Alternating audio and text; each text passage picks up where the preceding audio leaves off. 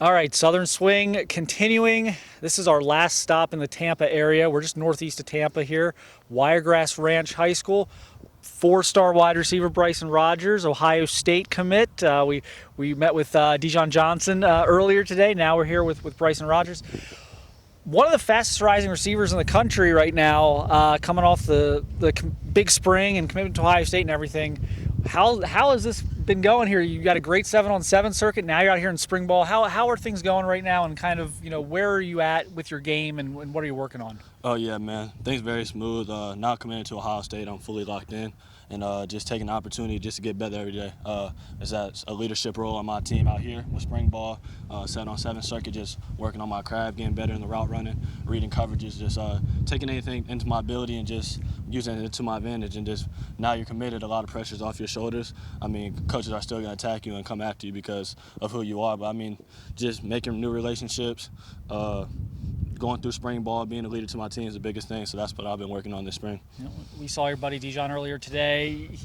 You kind of were telling us the story about that. Yep. Before we started the interview. You guys committed like boom, boom, like right, I don't know if it was the same day that it was announced, I think. Hour after, yeah. So, talk through that couple of days. You were in town, you were in Columbus for the spring game. You both were. But, how did that kind of come together and those conversations that happened before you announced? Yeah, so pretty much I'm going to just take you through the whole story. Berm, he's one of the good dudes at Ohio State. He was texting me, he was like, any plans committing this weekend, get an edit going? I told him no. Like, I had no plans on committing. My commitment date was in July, so I told Berm no, and I just went out there, and I just felt it. It was a filling out process. Didi was there at the same time as well. We got to see each other on Saturday. He was doing his whole tour. It was his first time there. I did like a little half-tour day thing. Had a great time with Coach Dan and Coach Hartline, just building that connection even more, and it just felt right. Perfect timing, God's timing, and I made the decision, and then I went into Coach Day's office after he was there with his wife after the spring game, told him, we talked about it, and he loved it. Coach Hartline was there as well. We made it official. I told Dijon, this is home, man. Like, come on home. He listened, and he was right next day. He was ready. So that Sunday we both did on Easter Sunday, which is definitely a memorable thing for your family and for all your friends, and just sharing that moment with them, committing to your dream school. Just a great day and a dream come true for me.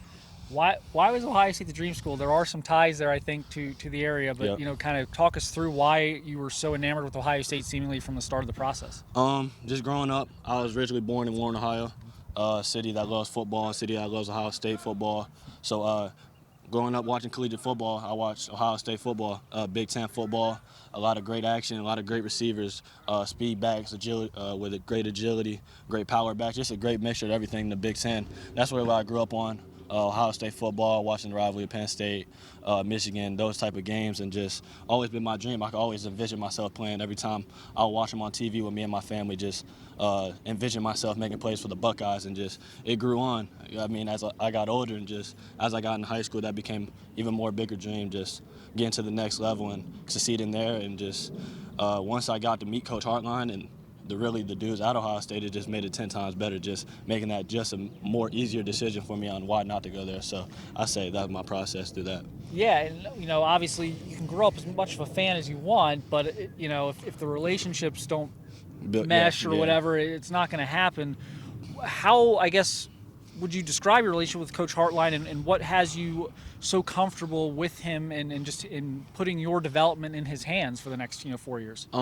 Big thing with Coach Hartline is he's a very unique person. I feel like anybody that talks to him would think the same way. He's very unique, very straightforward. You're going to get the same person every day, and that's what I love about him. He's going to be God honest truth every day, and he's going to tell you the rights, but he's also going to tell you the wrongs. And a lot of these coaches in your process are going to just tell you the good.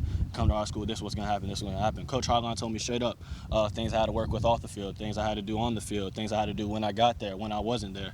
So just being more of a family figure and just being a more great person than just a coach goes another level for me, just with the respect I have for Coach Hartline and him. And he has a great family as well. They connect with my mom and dad. So it's just all a great circle, great atmosphere, and I just love what I got going with Coach Hartline and Coach Day as well. Yeah, obviously the receiver development at Ohio State, it's been good for a really long time, even before Coach Hartline. But things have come to a kind of an apex there where it's 2 first-round draft picks this past draft. We all know where people are expecting Jackson Smith-Njigba to go. Yep. Maybe even Marvin Harrison and Mekabuka behind him. How much of that did you kind of pay attention to during the process? I know, the timing of your commitment, you probably were more focused on what they did on the field, more so than the upcoming draft. But just the legacy of receivers, how much did that play into it? That's a big part. I mean, once you see guys step on that campus, step on that football field, and do things you dreamed of doing since you were a youngin', I mean, it's played a big role in me. Definitely with a dude like Marvin. I see a lot in me and Marvin. So did Coach Hartline, just with the twitchiness and the type style of gameplay. That Jackson Smith role, working the slide as well. So just seeing those dudes operate in that offense, man, that offense is special. Coach Day has a system that's put 400 plus yards a game. You're scoring 5 times a game. I mean, that's your average too. So I mean, I don't know how you could turn that down, especially just seeing that type of production. And what Coach Hartline's doing is off the charts. I mean, he's definitely a head coach type coach. And now that he's doing that at Ohio State, he plans on staying there for a long time. It just fuels me every day, just knowing that I'm gonna go in there and work with him every day. That's somebody I go to work with every Saturday. So that's what I'm looking forward to.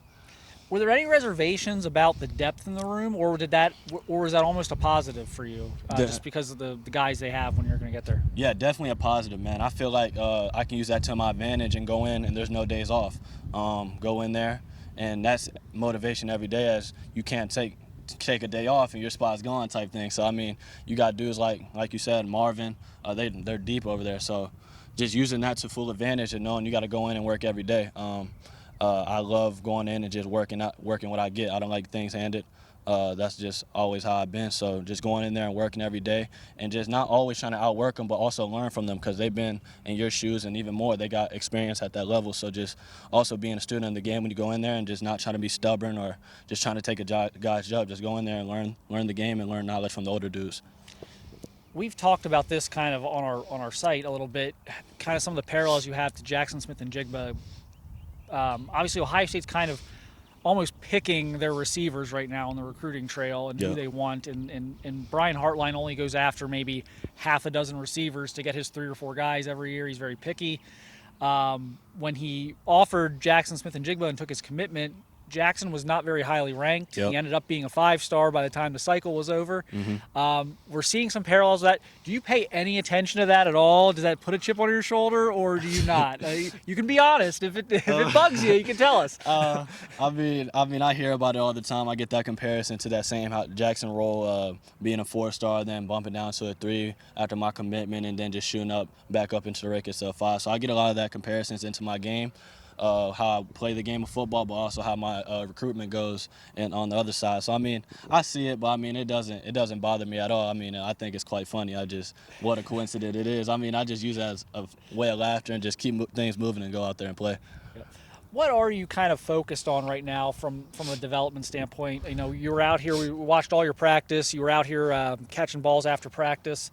Is there a certain part of your game you're trying to improve this spring? It's such a great opportunity to get out here and get some extra work in. Just my leadership role on this team is a big thing for me. I haven't been the most vocal guy, but I feel like when I use my voice, I can make a big statement and a big passionate letter for my team. So I mean, just using that type of voice, just here and there, not having to be the loudest dude, but just leading my team and taking them under my wing and just showing a demonstration of how things are supposed to be done here, and just taking that type of pressure off my head coach and my OC is big for me, and I feel like they love a guy like that. So I say my leadership role, staying consistent on the field, and then just being the best person I can be off the field as well.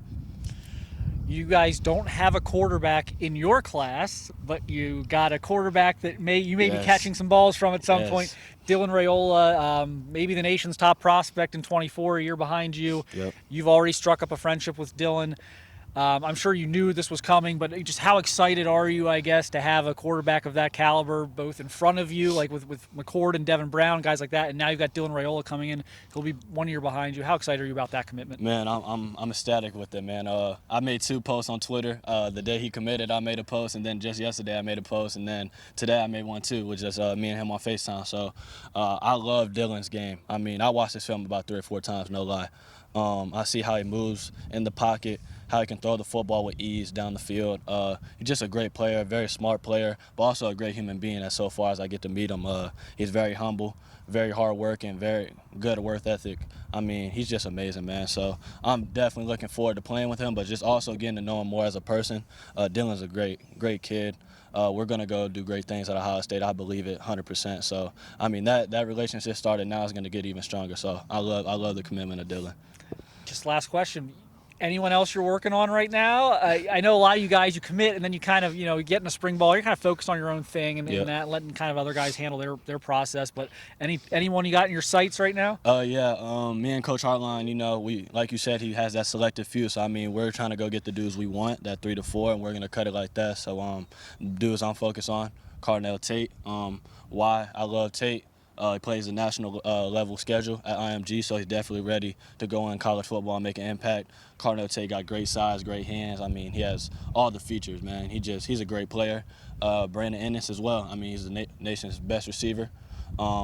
He's very strong-handed, very great body type, makes plays, and he's just always just been very consistent. He's been highly rated since 7th, 8th grade, and he just kept his consistency. And that's much respect coming from another man, just seeing how consistent he's been throughout his years, because knowing that's a lot of pressure going day in and day out. You got to carry that type of motive every day, just knowing that you're labeled as the best guy and everybody's going to come see you as the best guy. So I got much respect for Brandon, and that's another dude I want to go play with, and also Noah Rodgers. I feel very strong on Noah. I've been talking with Noah a lot. And I feel something coming, a big boom coming soon with Noah, so y'all stay tuned. We're going to go see Noah here in about 2 days. Oh, yeah, so we will, so stay tuned for that. Yes, sir. But we appreciate you doing this, man.